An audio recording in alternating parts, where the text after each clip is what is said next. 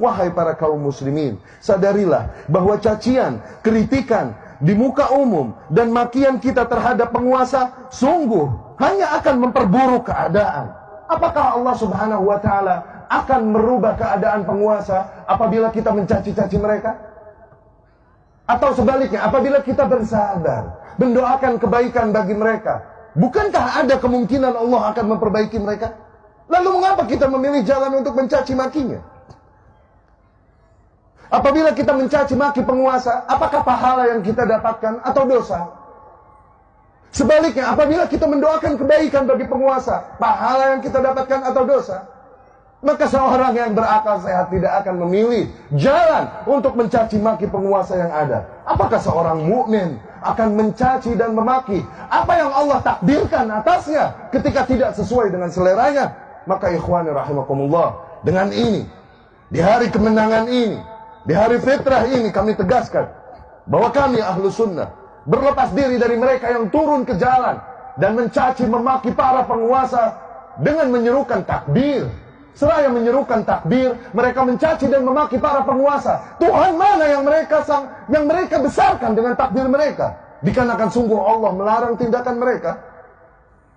Kami berlepas diri dan mengingkari mereka yang turun ke jalan mengaku membela Al-Quran, namun dengan itu mereka menggunakan kata-kata kotor, menjijikkan, dilemparkannya kepada para penguasa. Al-Quran yang mana yang mereka maksud, mereka bela?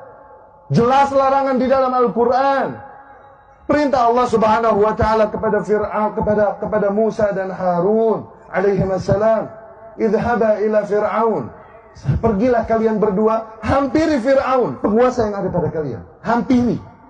Wa qula lahu qawlan layyina. Katakanlah oleh kalian berdua kepada Fir'aun kata-kata yang lembut. La'allahu yatadzakkar aw yakhsha. Siapa tahu dengan itu dia menjadi insaf dan takut pada Allah. Apakah penguasa kita lebih buruk dari Fir'aun? Sehingga tak lagi kita menghampirinya dengan adab, namun dari jalanan dan mimbar kita memakinya.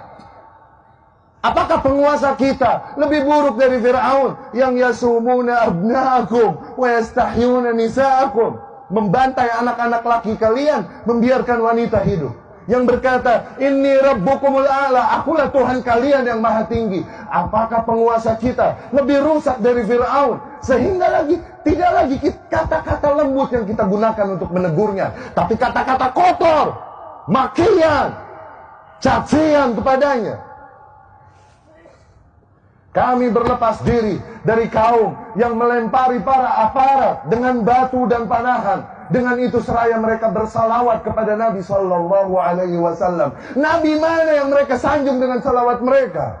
Sesungguhnya Nabi Sallallahu Alaihi Wasallam melarang tindakan demikian. Nabi bersabda, "Man arada an yansaha sultan," barang siapa yang hendak membawakan nasihatnya kepada penguasa, falyakhudh biyadihi, maka agar dia ambil tangannya, wa yakhlu bih, dan berdua-dua dengannya. Fa in qabila minhu fadha, apabila penguasa tersebut menerima nasihatnya, maka alhamdulillah. Wa illa, namun apabila penguasa tersebut tidak menerima nasihatnya, faqad adda alladhi ma alaih, maka ia telah menunaikan kewajibannya. Dia tidak memiliki hak memaksa kepada para penguasa dengan adab dan baik. Seraya bersalawatan, mereka lakukan keburukan, kerusakan di muka bumi itu. Seraya bersalawat atas nama Nabi Muhammad SAW. Nabi yang mana yang mereka maksudkan dengan salawat mereka itu? Orang-orang mati di antara mereka, mereka sebut dan mereka syiarkan dengan nama mati syahid. Dikarenakan tindakan yang mereka lakukan katanya adalah jihad fisabilillah. Sungguh para aparat yang berjihad menghalau kalian yang hendak membuat pintu kerusakan dan fitnah pada umat. Aparat yang berjihad, bukan mereka. Adapun yang mati di antara mereka, sebagaimana Rasul katakan, man mata walaysa ala unuqihi bai'ah. Di sabda lain Rasul sallallahu alaihi wasallam bersabda, man kharaja min at-ta'ah, barang siapa yang membangkang kepada penguasa kalaupun hanya sejengkal, summa mat, kemudian dia mati dalam keadaan itu, mata mitah jahiliyah, dia mati dalam keadaan bangkai jahiliyah. Syahid apa yang mereka maksudkan? Nabi mana yang mereka jadikan tuntunan untuk tindakan mereka?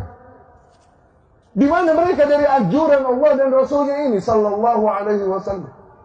Ikhwati rahimakumullah, demi Allah banyak nilai yang ingin kami sampaikan. Namun dikarenakan terbatasnya waktu, kondisi, maka kami cukupkan sekian. Terakhir kami pesankan sebuah pertanyaan, tanyakan ini pada diri kalian masing-masing. Tanyakan ini pada lubuk hati kalian yang paling dalam dan nurani kalian.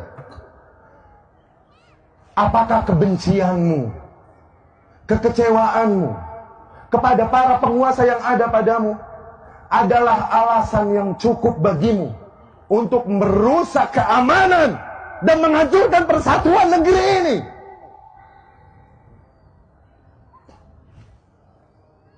Apakah semua kebencianmu dan kekecewaanmu reason enough, adalah alasan yang cukup bagimu untuk ikut memberikan sumbangsih dalam tindakan-tindakan yang mengacaukan persatuan negara, mengancam keamanan negara, membuka pintu fitnah, penjarahan, dan lain-lain? Demi Allah, mereka yang bergerak dengan nama Islam sama sekali tidak mewakili ajaran Islam yang mulia ini.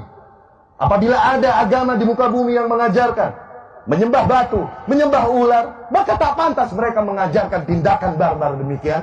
Apalah lagi agama Islam yang mengajarkan untuk mengesahkan Allah Subhanahu wa taala tauhid, mengajarkan kita untuk mengikuti contoh semulia-mulianya Nabi, semulia-mulianya manusia, Nabi Muhammad sallallahu alaihi wasallam. Fa inna lil haqqi mararah na'lamuha. Sesungguhnya pada hak terdapat rasa pahit dan konsekuensi yang pahit yang kami ketahui. Namun hak tetaplah hak yang harus disampaikan.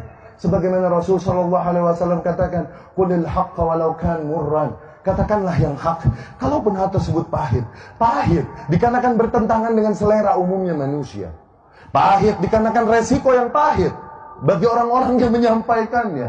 Tapi itu hak yang harus disampaikan.